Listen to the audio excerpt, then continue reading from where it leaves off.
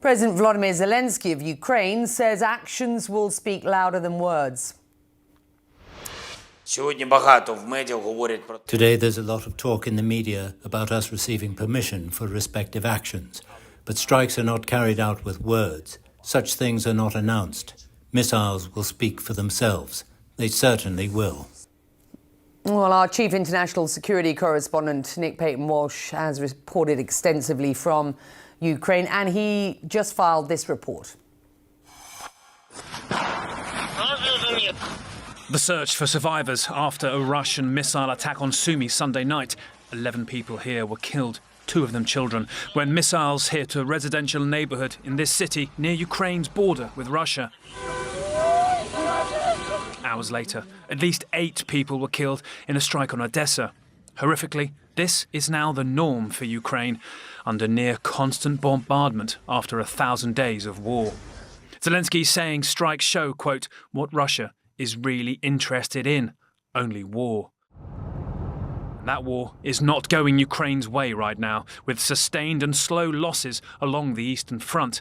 Perhaps a reason for the stark and significant policy change from the White House Sunday. Sources telling CNN that the US President Joe Biden has finally given Ukraine the go-ahead to use long-range American weapons to strike inside Russia. The weapons are primarily meant to help Ukraine hold on to Kursk, according to one US official. That's the region in southern Russia where Ukrainians launched a counteroffensive this summer. A potential bargaining chip for the Ukrainians in any future peace talks. Biden had refused for months to provide the weapons to Ukraine and then to permit them to strike inside Russia with them. But like previous decisions over HIMARS missiles, Abrams tanks and F-16 jets, Biden delayed and then finally consented. This change is unlikely to alter the battlefield overnight, owing to how few ATACMS Ukraine can get. But it's a critical decision, showing this outgoing White House is keen to help Ukraine and entangle the United States yet deeper into this war, just months ahead of Donald Trump taking office. Hits are not made with words. Such things don't need announcements. Missiles will speak for themselves. For Ukrainians, this is a little too late, this lady says. It should have been done at the very beginning, when Russia was too weak, another man adds.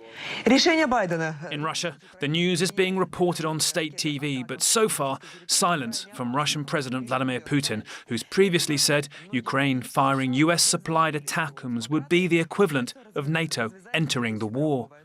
Putin's spokesperson Monday said Biden was throwing, quote, oil on the fire of the conflict. It'll burn brighter as both sides seek to maneuver ahead of the Trump presidency. Well, Nick Paton Walsh with us live from London, as well as Oren Liebman, who's at the Pentagon. And let's start with you, Oren, and let's just unpack this decision. Why now? For months, we've been given a number of different reasons or perhaps excuses why the U.S. wouldn't let Ukraine use these longer-range ATACMS missiles to strike inside Russia. There weren't enough of them. Russia had moved the main targets out of range. Ukraine was using them effectively in Crimea. Ukraine had better long-range drones for the targets they wanted to hit. And that we heard over and over again from the administration and from defense officials here. Now, it's unclear if any of that has changed. Were these simply excuses?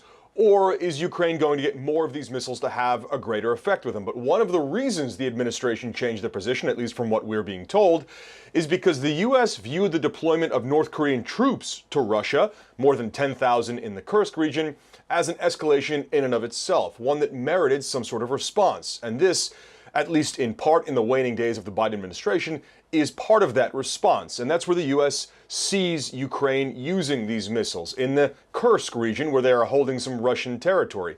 Russia has amassed some 50,000 troops in an expected, or rather ahead of an expected attempt to try to re-seize that territory. And that gives Ukraine a number of targets they could hit with these. Command and control nodes, logistics nodes, concentrations of troops. And that, if used effectively, would allow Ukraine to hold that territory as long as possible, because if it comes to negotiations, if that's what President-elect Donald Trump is going to push for, then that territory that Ukraine is holding in Russia is an incredibly important bargaining chip. So that looks to be the goal here of opening up this option to Ukraine in the closing days of the war, as effectively both Ukraine, Russia, the US, and the West are all trying to figure out what comes next once Trump comes into office and what will this conflict look like. This is part of a growing attempt to strengthen Ukraine's position, although it's very late in the game. That much is obvious, Becky. Let me bring you back in, Nick. Oren, thank you. You argue that Ukraine simply won't get enough of these long-range US weapons to alter the course of this war. And I'll just remind our viewers, you did spend a short period of time in Kursk earlier on this region, so you know the terrain and you know what's going on there. Just explain your argument here. I mean, ultimately, it's just about inventory. If the United States was able to supply hundreds of these missiles immediately, if they're already in country, you could potentially see them striking at enough targets deeper inside Russia to impact any move by Russia using North Korean troops towards the Kursk region. It's, already shrinking Ukraine's grip inside Kursk. According to open source mapping and Western officials, it's gone from about 900 square kilometers to about 600 in the past few weeks since the invasion in August. But they are awaiting a larger Russian push. And there, of course, have been suggestions from Biden administration officials while they were prevaricating on this decision that essentially Russia has moved its attack aircraft further back, further deeper inside Russia, out of the range, potentially, of these ATACMS missiles anyway. So the number is probably going to mean the battlefield change isn't that enormous. We simply don't have great transparency, but it's unlikely that the excuse used by the Biden administration about the few numbers they have will suddenly evaporate. We know, too, that Ukraine is using longer-range drones that are often more cheap, more effective, and President Zelensky sort of tried to fluff the answer when asked when he made his speech and potentially talked about when these missiles might start to be used. So we may not, in fact, have a flag going up when the first strike indeed occurs. But the big change here has really been the symbolism of, for months, President Biden saying we simply can't do this, it would be too escalatory, and then deciding, okay, fine, now it's time. There's 2-3 months left in which this potentially could come into effect.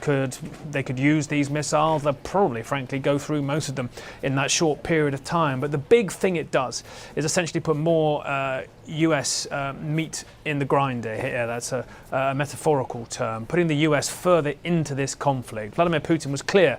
If you do this, essentially Ukraine firing US-made and supplied weapons, then it's really NATO joining them in the full war. That was a warning. We've seen red lines from Putin evaporate or turn murky when previous things have been supplied to Ukraine after a long delay by the Biden administration. But this final 2 to 3 months of the Biden White House is key. We know Trump may end up looking towards negotiations, however form indeed that takes. And so this flurry of activity, the Russians for the last months pushing hard on the front line, that continues. That's damaging for Ukraine. That's where the momentum certainly is. And on the other side now, the Biden administration reaching to the obvious tools in front of it that Ukraine has asked it to seize a while back and deciding to try and give Kiev a last-minute boost. It's going to make it potentially more complex for Trump to talk peace, you might say, or Trump may seem like such an ameliorating force to Putin that he has an easier ride. It certainly puts the US deeper into this. It gives the Ukrainians a bit more of a chance in the months ahead. And look, the last 72 hours have been quite extraordinary in this war. We're also seeing Germany launching unilateral diplomacy towards Vladimir Putin on Friday. That's shaken many European allies of Ukraine. And so, yeah, a lot's going to move before January, Becky. Let's bring in CNN's Fred Pleitgen, who is in Moscow, and just explain the perspective from there. Hi there, Becky. Well, there's essentially two things that the Kremlin is saying. On the one hand, Dmitry Peskov, the Kremlin spokesman, he came out today, as you mentioned before, and he said that he believed that the outgoing administration, the Biden administration, was essentially pouring oil onto the fire of the Ukraine conflict, obviously saying fanning the flames, essentially, of the war in Ukraine, getting the United States deeper involved in it, and also saying, essentially, that he believes that the Biden administration is making it more difficult for the Trump administration, once it does take office, to try and mediate some sort of possible ceasefire or some sort of end to that very war. Now, of course, the Russians are saying all of this is very dangerous, and it's been quite interesting to hear from the Russians, because when you ask them specifically what could happen after this decision, what they'll tell you is, look, Vladimir Putin has already laid all of this out. And indeed, what we've seen in the past couple of weeks, Becky, is a large campaign by the Kremlin, by the Russians, to try and dissuade the Biden administration from making exactly the decision that it has now made. One of the things that Vladimir Putin said a couple of weeks ago is that this could be considered by the Russians, if these strikes happened, NATO directly entering the war against Russia. Those are the words of Vladimir Putin. And his rationale for that was that he says, look, weapons like the ATACMS, weapons like these sophisticated surface-to-surface missiles, but also missiles from other NATO partners, like, for instance, the United Kingdom and France, the Russians say those cannot be used. The targeting cannot happen without the help of specialists, as Vladimir Putin put it, from the countries where these weapons come from. So therefore, the Russians are saying they could consider something like this to be a direct attack by NATO or by the United States against Russia.